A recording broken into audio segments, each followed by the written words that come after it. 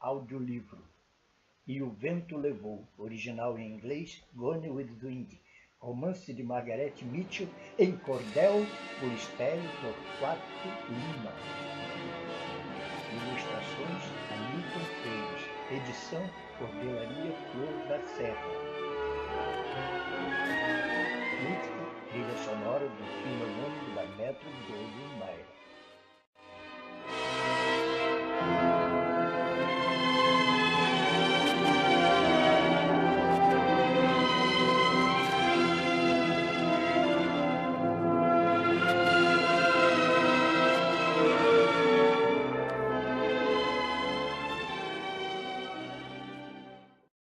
Prólogo.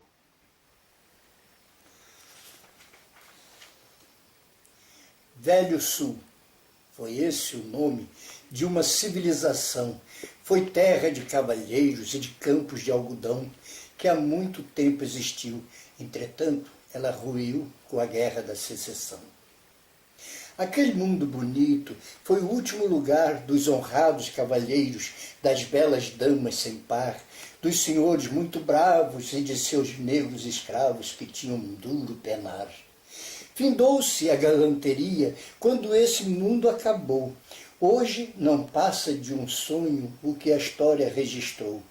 Busque nos livros, então, essa civilização que um dia o vento levou. A Guerra de Secessão, que pôs fim àquele mundo, teve origem em um impasse muito violento e profundo entre o sul escravagista e o norte abolicionista, questão que agora aprofundo. O norte, industrializado, a escravidão não queria.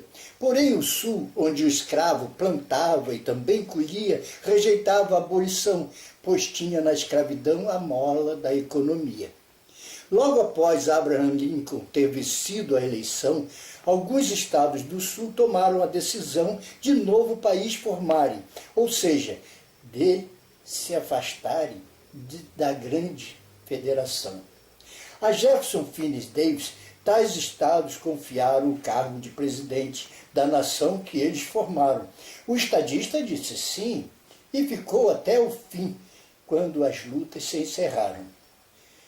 Como senador, mostrou-se contrário à secessão. No entanto, ele defendia com extrema convicção que os estados possuíam soberania e podiam se separar da União. Mas como, além de estadista, também era militar, o presidente Abraham Lincoln chamou-o para liderar o exército da União. No entanto, ele disse não quis o posto aceitar.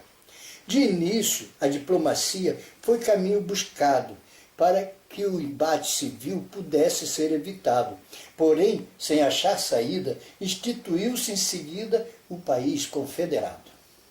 No entanto, nenhum país deu o reconhecimento à nação confederada. Naquele fatal momento, logo a guerra se inicia, levando a economia do Sul ao esgotamento. Por Phineas Davis seria prontamente convocado Robert Edward Lee, que era um general renomado, com este e uma corte egrégia, definiu cada estratégia do embate já anunciado. No ano 61, a 12, 13 de abril, no célebre Forte Sumter, começa a Guerra Civil. Na Carolina do Sul, opõe-se o cinza ao azul sob o terror do fuzil. Nessa primeira batalha, que em Charleston ocorreu, o exército dos Yankees grande derrota sofreu, pois terrível bombardeio contra o forte sobreveio e o sangue Yankee verteu. A vitória trouxe ao Sul uma extrema euforia, fazendo os confederados crerem que fácil seria derrotar seu oponente e que, consequentemente, a guerra não duraria. O que aconteceu, porém, foi justamente o contrário. Por ordem de Abraham Lincoln, todo o apoio necessário foi dado à tropa do Norte, que ficou ainda mais forte para enfrentar o adversário. Ao contrário disso, havia empecilhos cruciais entre os confederados, pois eram poucos demais. Os filhos de fazendeiros e as hostes de cavaleiros padeciam mais e mais.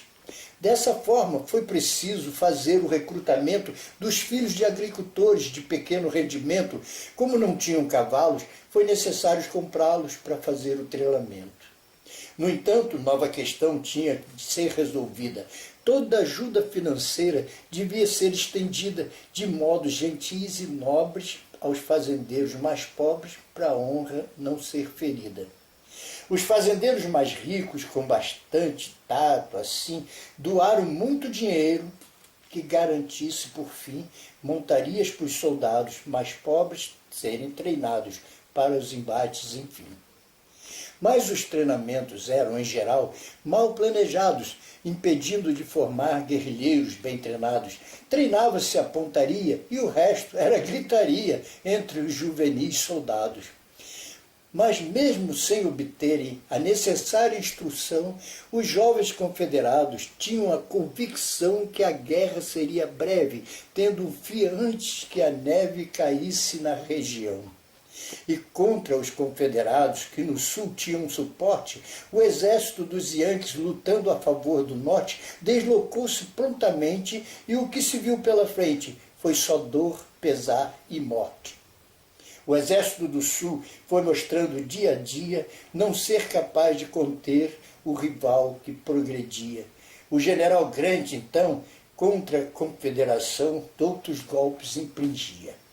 A colheita do algodão, grande produto sulista, foi fortemente abalada com a guerra separatista. Não havia quem plantar e também como exportar devido ao cerco nortista.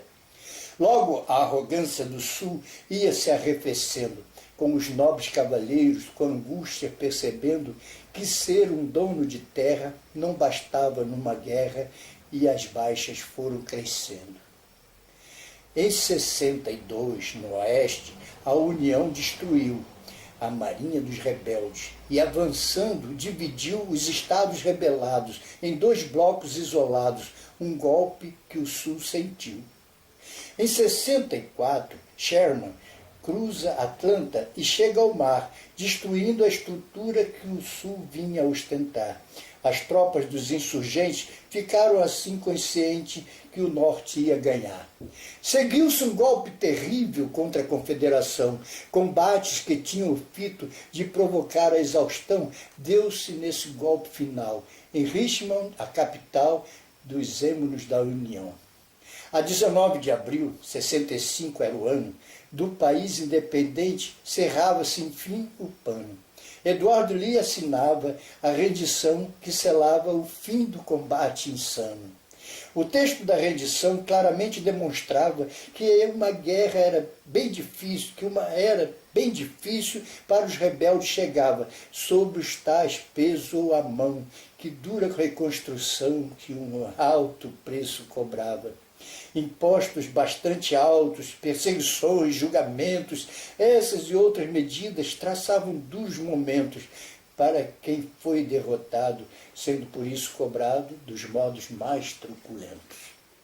Com 600 mil soldados que perderam suas vidas e as estruturas do Sul totalmente destruídas, a Guerra da Secessão deixou em toda a nação as mais profundas feridas.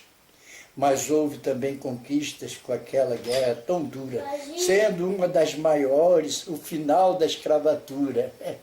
E a unidade nacional fortaleceu-se afinal, tomando nota segura. Foi nesses difíceis anos que uma indócil e forte dama sofreu o luto e a fome, e do amor sentiu a chama. Leia aqui sua trajetória, soma de derrota e glória, misto de romance e drama. Ilustração. Cenas de paz e de guerra, mostrando o campo de algodão, no campo de batalha. O casal da aristocracia, as bandeiras e os brilhos dos dois lados do campo. Tara, o lar dos O'Hara.